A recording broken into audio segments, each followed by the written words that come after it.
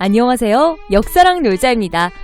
가끔 영화나 드라마에서 등장인물이 피치 못할 사정으로 인해 일부러 자신이 죽은 것으로 위장하는 경우를 종종 볼 수 있습니다. 예를 들어 복수 혹은 특수한 임무를 수행하기 위해서 말이죠. 그리고는 한참 후에 지인 혹은 가족들에게 나타나 그들을 깜짝 놀래키곤 합니다. 그런데 놀랍게도 조선시대에 이와 비슷한 일이 있었습니다. 그것은 한 군인이 탈영을 하는 과정에서 완전 범죄를 위해 벌인 사건인데요. 조선의 21대 임금인 영조가 재위했던 시기인 1729년, 당시 조선의 중앙군 중 하나인 훈련도감에 소속되어 있던 군인 김한중이 자택에서 불에 타 죽은 채로 발견되었습니다.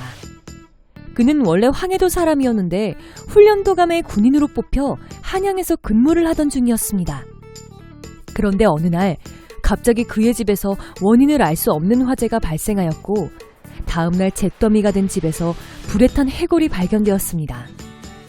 그러자 이를 본 김한중의 아내는 그 해골이 죽은 남편이라고 생각하여 장례를 치렀죠. 하지만 얼마 뒤 놀라운 일이 벌어졌는데 불에 타 죽은 줄로만 알았던 김한중이 자신의 고향에 나타난 것이었습니다.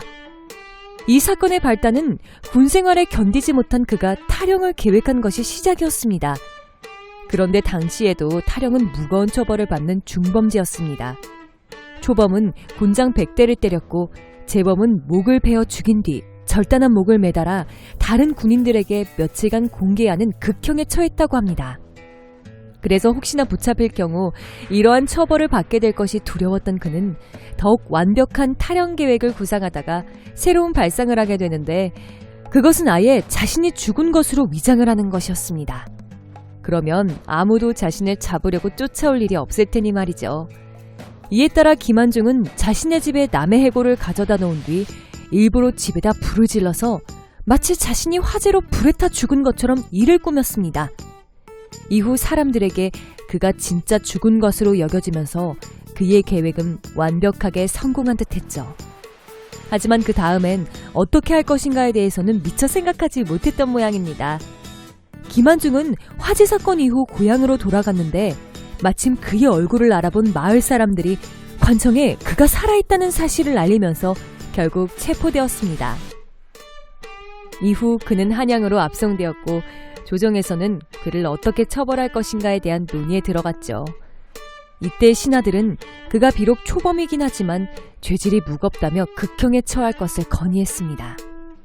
워낙 지능형 범죄 사건이다 보니까 초범이긴 해도 극형에 처해서 모방범죄가 일어나지 않도록 하자는 취지였죠. 그러나 영조는 김한중의 죄질이 무겁기는 하지만 법에 초범과 재범에 대한 처벌이 구별되어 있으므로 법에 따라 극형이 아닌 곤장 100대를 치도록 명령했습니다. 사실 곤장 100대도 매우 무서운 형벌인데요. 10대만 맞아도 살이 터지고 의식을 잃을 정도라고 합니다.